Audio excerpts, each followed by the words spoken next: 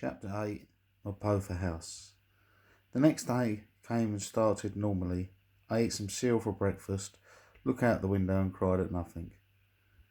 My mum arrived, and this time there was an unfamiliar man with her. I looked at him and then remembered him. It was Marcus, a friend from work. That was enough for the tears to start again. Marcus had been warned that I was emotional and cried a lot, but I think he was overwhelmed by how bad I was. He found it difficult and upsetting to look at me, but he sat there and talked to me. A porter arrived to move me across to Mapother House. Marcus stilled my wheelchair, him still talking and me still crying. The porter bringing my personal belongings.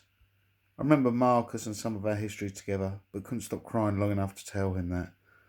Marcus continued telling me about colleagues, customers, but this just sent me off again, crying even harder than before. Mum had to soothe and calm me down. This was too much of Marcus to deal with and cope. Soon he decided to leave. Mum thanked Marcus for visiting and helping with the move. She explained that again my crying was a good sign that my memory's returning, but understood how difficult it was to see. My new home was a 6-bed ward, and I was the youngest person in it.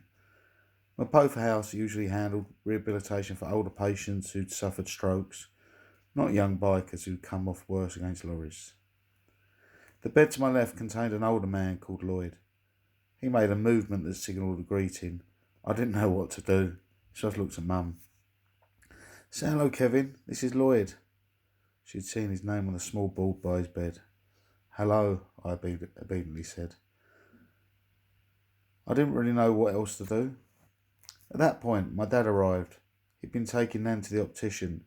It was a reminder that even though I was still injured, other people's lives continued, and they still had chores and errands to run. Lloyd made a movement again, this time towards a list on his bed. It was the lunch list. Dad picked it up for him. Lloyd would depend on people to help him after his stroke. I think he could tell my dad was uneasy about me being in the ward, and this was his way of easing my dad's mind about my care. Mum and me watched while Dad went through the lunch options with Lloyd. When Dad read out the option he wanted, Lloyd would grunt his choice. I think Lloyd knew what was on the menu, but this was his way of breaking the ice with us. The catering nurse came round and introduced herself. She was a jolly woman, and her friendly manner made me feel accepted. This was a great feeling to have, but it overwhelmed me, and once more I burst into tears. Mum ordered my lunch for me. Time passed in Mapother House. My parents would talk about my past, or just what was happening at home. I started remembering more about my life. Sometimes I would comment. Sometimes I'd stare blankly at nothing, and sometimes, more than often, I'd cry. During my early days there, Lloyd watched me cry for hours. Eventually Lloyd left for home and I missed him. But that was the aim of Mapother House, to get you ready for life at home. Lloyd would never be fully independent and need people to help him, but at least he was at home. I saw different specialists. They all helped me in a different way. Some of the ones I disagreed with. I may have had a brain injury, but I was well enough to argue. I was getting better and my old personality was slowly coming back. Soon enough, a new patient was admitted and he took Lloyd's old bed. He was a Turkish man, whose name I don't recall. He had also suffered a stroke. This had affected the part of his brain that deals with behaviour. He was a grown man acting like a naughty schoolchild, smoking on the wall, playing pranks. It must have been funny for us, but not quite funny for the nursing staff. As I continued improving, I spent more time out of bed in the TV room. We would go there to eat, watch telly, and just get out of the ward while the nurses changed the sheets, or we just wanted a change of scenery. The TV opened out into a garden area where the smokers would go for a nicotine fix. In those early days, I didn't remember that I was a smoker, but just changed as my memory returned. Reality and the perception of reality are two different things. In reality, I was in a rehab ward, recovering from a very severe brain injury. In my perception of reality, I was in a coma, and we were just in a dream, and I needed to escape from Mapother House. Needless to say, the specialists I was seeing all said this was not the case, and that I was awake and really in the rehab. I didn't believe them. In fact, as the days progressed, I became more and more convinced that my dreams theory was fact, and that to escape I needed to lie and tell the specialist what they wanted to hear. One night, a familiar face came to see me. It was Craig, my boss from Daytona. Out of everyone who visited me, he took my condition the worst. Either that or everyone else had been really good at hiding their reactions. He had been warned that I would cry, and I did. He sat there talking to me, and I sat there crying. He knew that talking and crying were essential for my recovery, but that didn't make it easier for him to see. I think he had trouble reconciling the crime wreck before him with the cocky young mechanic in his mind. When he left, he didn't look back. I don't think he wanted to see me crying. It wasn't long before I was moved to a 6-bed ward to a smaller bed-free one.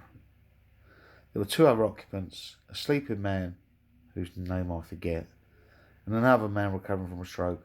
He was called Tom, and he'd been partially disabled from the stroke. He seemed like a nice man. The sleeping man soon left the ward and was replaced by a young man called Islam. He was 23 years old and an unlikely candidate for a stroke. He was young and healthy. He wasn't overweight. He didn't drink. He didn't smoke, and ate a reasonably healthy food diet. Nonetheless, there he was in stroke rehab. I tried to keep myself busy and my mind active.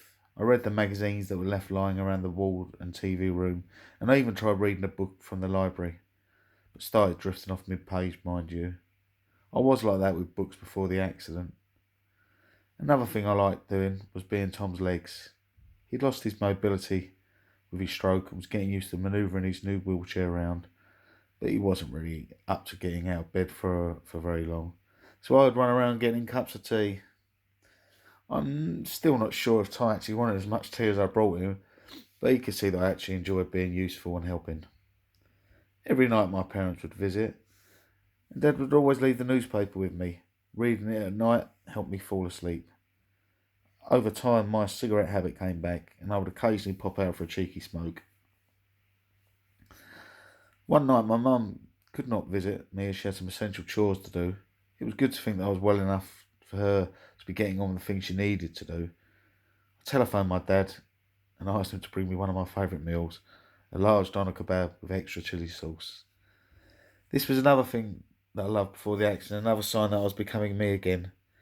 Dad brought the kebab with him, and I shared it with Islam. There were few finer meals than a decent doner kebab. Time passed by at Mapother house. The whole point of being there was to prepare me for life in the real world and help acclimatise me to it. I was allowed to spend weekends at home. I would go home, watch telly, spend time with people I love. My parents were thrilled that I was well enough for these weekend visits, but I don't think that my dad was so thrilled whenever his 22-year-old shared with his mum and dad in a bed. In my defence, sleeping in my own room brought back so many memories in my brain. My brain's had problems processing it. And all of this manifested as nightmares that only mum could come and save me from. Before the accident, I would play GP 500 online, a motorbike racing game. My favourite track was the Jerez track in Spain, and I decided that I would actually ride there once I moved to Spain. One Sunday at home, the MotoGP was on telly, and it was Jerez. I really enjoyed watching the race. I think it linked to the memories of heading to Spain, and it was just one of those really nice things I remember from then. I would spend the weekends at home, and come Sunday evening, I would get all my things together to return to Mapother house on Monday. When I got there on the Monday, I would see a variety of therapists and specialists and clash with them about my dream theory. I ended up thinking that I'd have to agree with them to get out of there. When a person is in a coma, they often don't come out of it as people would like, because they are inhabited a dream. Well, they don't want to leave. I was convinced that I was in such a dream state and starting to rebel against it and wake up. So I continued with the therapy, home visits, and even assisted work experience, all the time believing it was a dream. To aid my rehabilitation, I started working back at Daytona for 2 days a week. I'd get the bus there with my occupational health therapist. Then she'd supervise me in the workplace. I think the organised chaos of my workplace shocked my therapist, but for me, it was good to be back with friends. My first day back was very emotional for me. A few customers who I'd grown pally with came in to see me, and as usual, I got tearful. This was difficult for people to see with, but people would back off a bit to give me more space to compose myself. I suffered from occasional panic attacks. One of them happened on the journey to work. I had to get off the bus. I ended up handling the situation and coping well with the attack before continuing my journey to work. I was staying at home for weekends and working supervised for 2 days of a week. I was still convinced that this was just a dream, but kept that idea to myself. I didn't want the therapist and doctors to delay my full release. Agreeing with them was the only way I was going to leave Mapother house and wake up.